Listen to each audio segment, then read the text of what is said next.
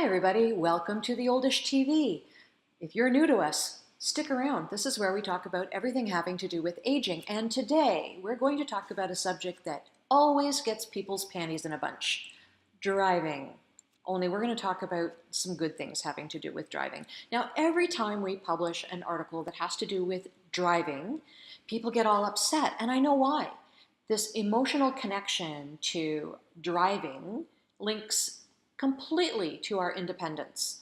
And our need to remain independent is very, very strong because as soon as we give up those keys, and it will happen to all of us, we will at some point stop driving. It is a very meaningful thing in our lives, and we want to stay as independent as possible for as long as possible. And those of you who have been with us before know that here at the Oldish, self-advocacy is very important to us. In fact, it's one of the keystones of all the work that we do. We have published articles before that talk about driving, and they say the statistic gatherers, these nameless, faceless people who gather data. I'm not a data person, but at any rate, what they tell us in the most recent studies is that car collisions involve a greater proportion of aging seniors than any other age group. Now, when we published that, there was an absolute uproar from people saying, no, it's not us, it's the teenagers. The data says it's older adults. So don't shoot the messenger. It wasn't me. But at any rate, it's a very important piece to wrap our heads around and to accept the information and do what we can to make sure that we don't become part of that statistic. Now let me show you the article that we published, first of all. Here it is, May 7th. Sleep and exercise keeps older drivers safer. A study was done by the AAA, and it was published in Forbes, and it was researchers that did all of this work, so good for them. They came up with 7 or 9 different points, but the 2 top ones had to do with sleep and exercise. So sleep is a very important thing that we often find aging seniors complaining about. Now, the reason that they complain about it a lot of the time is because they're getting what they feel is a poor night's sleep. When we look at some of the research data, and frankly, even when I talk to people at the grocery store or in some kind of discussion group at the coffee shop, whatever, what I'm hearing is that they're getting a poor night's sleep, but also they're taking naps in the afternoon. And I'm not talking 20-minute naps. I'm talking they snooze out for an hour and a half, 2 hours. And then you get talking a little more. And they get up and have their late afternoon routine, they have their dinner, they sit down to watch a little TV, and guess what? They're sleeping again. I've been guilty of this.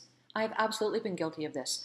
On the weekend, there's nothing that makes me happier than a little afternoon nap, but 2 hours, that's a lot. And sleeping in front of the TV, I've definitely been guilty of that as well. But if you're getting 2, 3, 4 hours of sleep throughout the daytime, combined between the afternoon and you're in front of the TV snooze, that's half of the sleep that you think you should have at nighttime. It is no wonder you're not sleeping 7 or 8 hours at night. You've already done half of that throughout the daytime. Your body doesn't feel like it needs it. You feel like you need it though, and you feel like you need it to be all together. And frankly, that does feel better when we can cozy into bed and get a nice, long, undisturbed sleep. It feels so much better. And this study that was done and published on Forbes says pretty much the same thing. You need to have good sleep hygiene in order to keep your mind alert and active and prepared to deal with whatever you come across.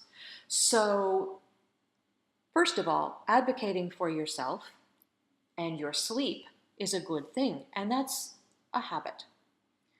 We all need to discipline ourselves better to develop better habits. So that is the first thing I'm going to tell you. The second thing I'm going to do is take you to some of these exercises that were mentioned in this study. This first one is a shoulder roll. It's pretty simple. And you know, if you do these kinds of exercises, it'll keep you nice and limber. You can do this along with me while we watch this exercise. She's just rolling her shoulders. That feels so good at the best of times, but you can imagine how when you've got to be driving in a car and reaching for things and moving the steering wheel, staying limber like that would be really helpful.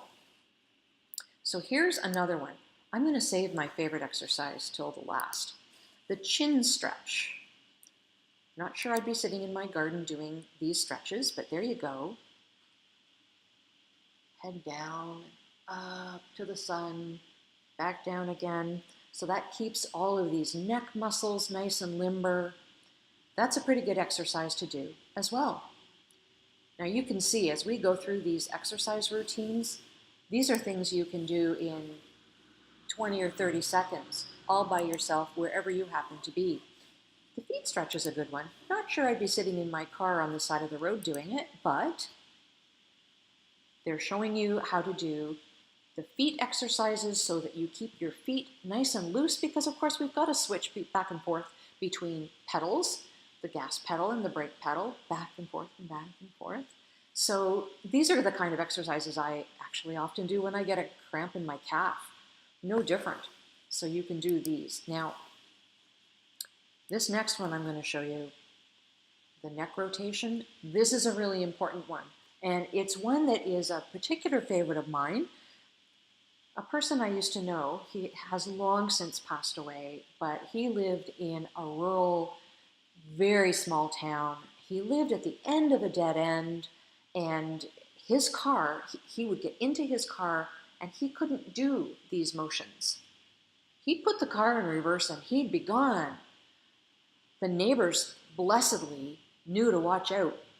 When Wally got in his car, you look out because he's not going to look for you. So this is a really good exercise to do for all of us at all times. This neck rotation, and you can see what she's doing with the steering wheel.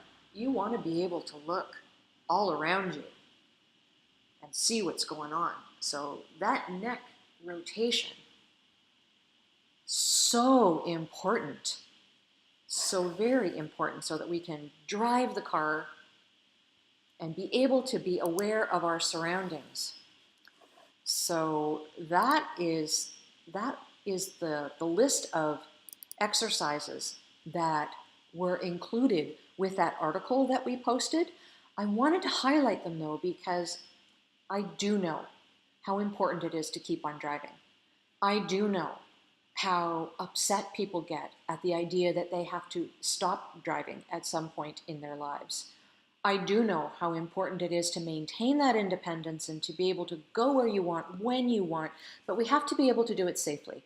Other people's lives are at stake here. And I don't know about where you live, but where I live, they're even making tests on some of the highways and increasing the speed to 120 kilometers an hour. I live in Canada, we measure in metric, so 120 kilometers an hour. That is very fast.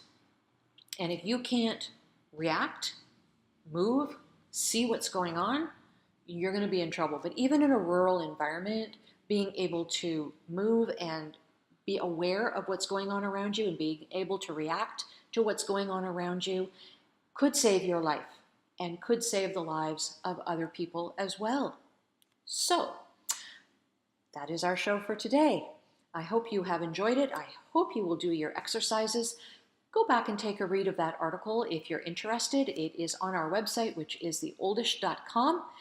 If you are on other social platforms besides Facebook, all you have to do is go to them and type in The Oldish. You will find us there as well. Do take care of one another, and remember that it does take a village to age a senior.